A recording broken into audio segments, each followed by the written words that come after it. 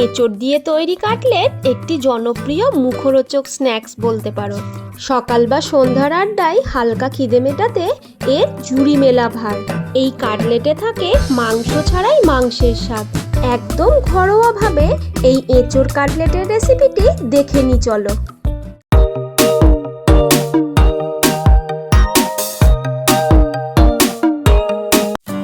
আমার কাছে এঁচোড় কাটাটা খুবই বিরক্তিকর একটা কাজ, তবে খেতে গেলে কাটতে তো হবেই। এঁচোড়গুলোকে দেখো মিডিয়াম সাইজ করে কেটে নিয়েছি। কাটার পর প্রায় 1 ঘন্টা মতো হলুদ জলে ভিজিয়ে রেখেছিলাম। এখন কেটে রাখা এঁচোড়গুলোকে প্রেসারের মধ্যে নিয়ে নিচ্ছি সেদ্ধ করার জন্য। এর মধ্যে একটা বড় সাইজের আলু কুচিও দিয়ে দিলাম, আর পরিমাণ মতো জল দিয়ে প্রেসারের ঢাকনা লাগিয়ে মিডিয়াম ফ্লেমে 2টো সিটি দিয়ে নেব। এঁচোড়টা একদমই টাটকা, কালই গাছ থেকে পাড়া হয়েছে, সেজন্য 2টো সিটি দিলেই খুব ভালোভাবে সেদ্ধও হয়ে যাবে। 2টো সিটি দেওয়ার পর প্রেসারটাকে ওইভাবেই 10 মিনিটের জন্য রেখে দিয়েছিলাম। একেবারে প্রেসারটা ছাড়ার পরেই আমি এটাকে খুলেছি, এতে খুব ভালোভাবে সেদ্ধও হয়ে যায়। এবার এঁচোড়গুলোকে জল থেকে একটা প্লেটের মধ্যে তুলে নেব।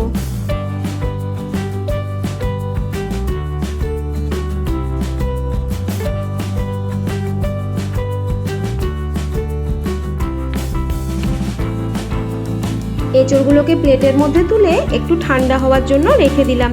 এঁচোড়টা ঠান্ডা হতে থাক, ততক্ষণে একটা মশলা বানিয়ে নিই। এখানে নিয়েছি কয়েক টুকরো আদা আর 7 থেকে 8 কোয়া মোটা কোয়া রসুন। এটাকে পুরোপুরি পেস্ট করব না, সেজন্য একটা ছোট হামলদিস্তার মধ্যে নিয়ে নিলাম। আর নিয়ে নিলাম 2টো কাঁচা লঙ্কা। লঙ্কাটা তোমরা নিজেদের স্বাদ অনুযায়ী কম বেশি করবে। এবার এটাকে একটু গোটা গোটা রেখে থেতো করে নিচ্ছি। এই হামলদিস্তাটা ছোট হলেও খুবই কাজের একটা জিনিস, খুব সুন্দরভাবে থেতো হয়ে যায়। এবার গ্যাস জ্বালিয়ে একটা ফ্রাইং প্যান বসিয়ে নিলাম। প্যানটা গরম হয়ে গেলে প্রায় 3 টেবিল চামচ মতো সর্ষের তেল দিয়ে দিলাম।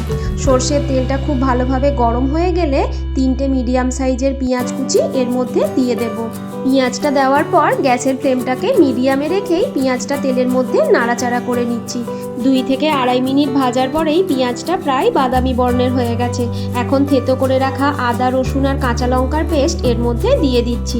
এইভাবে থেতো করে দিলে কাটলেটের মধ্যে এই আদা রসুনের ফ্লেভারটা দুর্দান্ত লাগে। এখন দিয়ে দিচ্ছি 1 চা চামচ কাশ্মীরি লাল লঙ্কার গুঁড়ো, 1 চা চামচ চিকেন মশলা, 1 চা চামচ নুন, 1 চা চামচ হলুদ গুঁড়ো।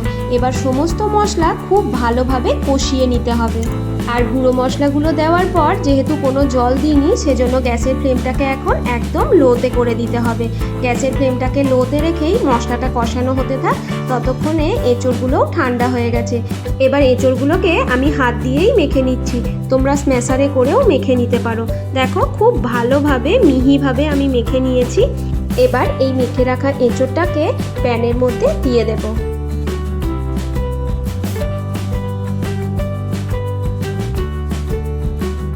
এবার এঁচোড়টাকে মশলার সাথে খুব ভালোভাবে মেখে নিতে হবে। আর গ্যাসের ফ্লেমটা কিন্তু এখনো লোতেই করা আছে।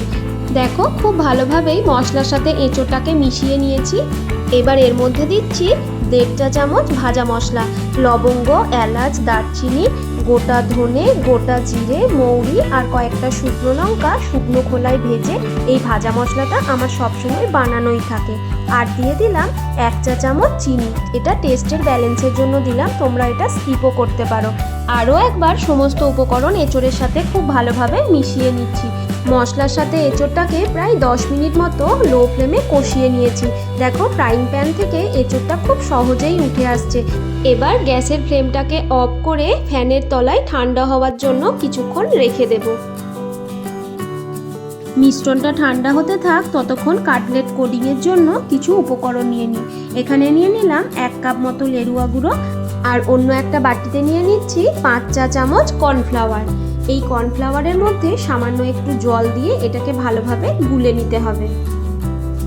কাটলেট বানানোর জন্য সমস্ত উপকরণ রেডি হয়ে গেছে। ওদিকে এঁচোড়টাও ঠান্ডা হয়ে গেছে, নিয়ে চলে এসেছি। এবার কাটলেটগুলো গড়ে নিই চলো। এখান থেকে কিছুটা মিশ্রণ নিয়ে প্রথমে গোল করে নিতে হবে। তারপর হাতের তালুতে নিয়ে এইভাবে চ্যাপটা করে কাটলেটের শেপ দিয়ে নিতে হবে। তোমরা নিজেদের ইচ্ছা অনুযায়ী যে কোনো শেপই দিয়ে নিতে পারো। আমি হালকা একটু চ্যাপটা করে এটাকে কাটলেটের শেপ দিয়ে নিলাম। এবার এটাকে প্রথমে লেরুয়া গুঁড়োর মধ্যে হালকা একটু কোট করে নিচ্ছি। এবার এটাকে এই কর্নফ্লাওয়ার জলের মধ্যে ডুবিয়ে আবারও লেরুয়া গুঁড়োতে কোট করে নিতে হবে। তোমরা এই কাটলেটটাকে 3 কোট বা 4 কোটও করতে পারো, মানে এরপরে আবারও কর্নফ্লাওয়ার জলে ডুবিয়ে আবারও লেরুয়া গুঁড়োতে কোট করতে পারো। আমি এটাকে 2 কোট করেই রেখে দিলাম। দেখো আরও একটা কাটলেট তৈরি করে তোমাদেরকে দেখিয়ে দিচ্ছি। এই কাটলেটটা তৈরি করা খুবই সহজ একটি কাজ, আর খেতেও কিন্তু দুর্দান্ত হয়। আমার রান্নার ভিডিওগুলো তোমাদের কেমন লাগছে অবশ্যই আমায় কমেন্ট করে জানিও। যদি ভালো লেগে থাকে একটা লাইক করে দিও, আর আমার চ্যানেলটাকে সাবস্ক্রাইব করে আমার পাশে থেকো।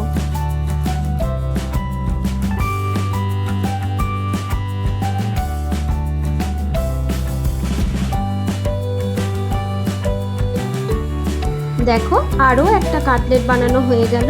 এই একইভাবে বাকি কাটলেটগুলোকেও বানিয়ে নিই চলো।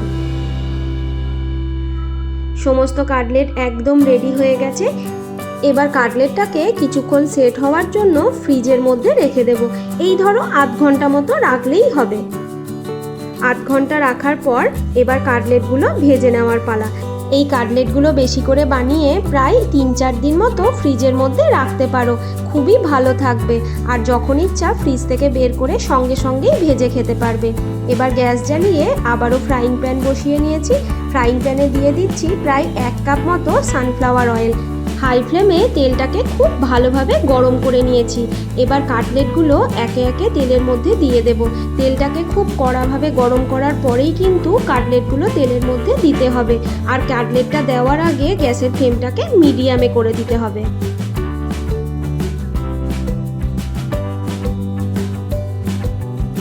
আমি প্রথমবারে 6টা কাটলেট তেলের মধ্যে দিয়ে দিয়েছি। আর কাটলেটগুলোকে সব কিন্তু ডুবো তেলেই ভাজতে হবে।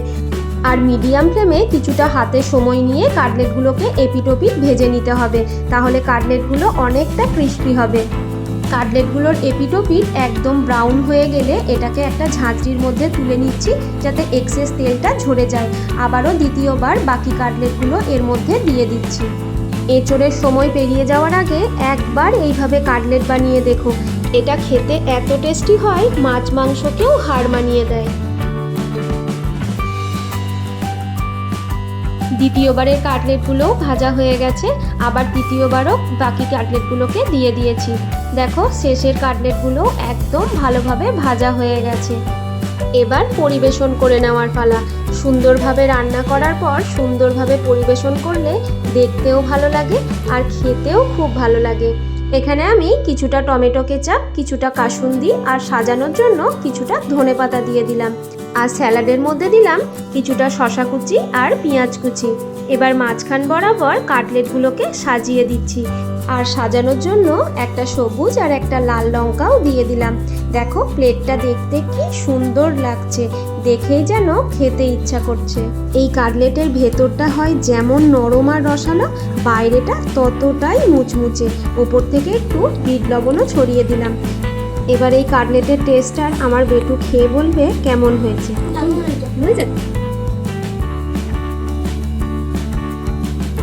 ভালো হয়েছে শোনা? হ্যাঁ। না ভালো লাগে না খেতে হবে না। ভালো হয়েছে তাহলে? প্রত্যেককে শুভ ভোজন। টাটা। একটা না? হ্যাঁ।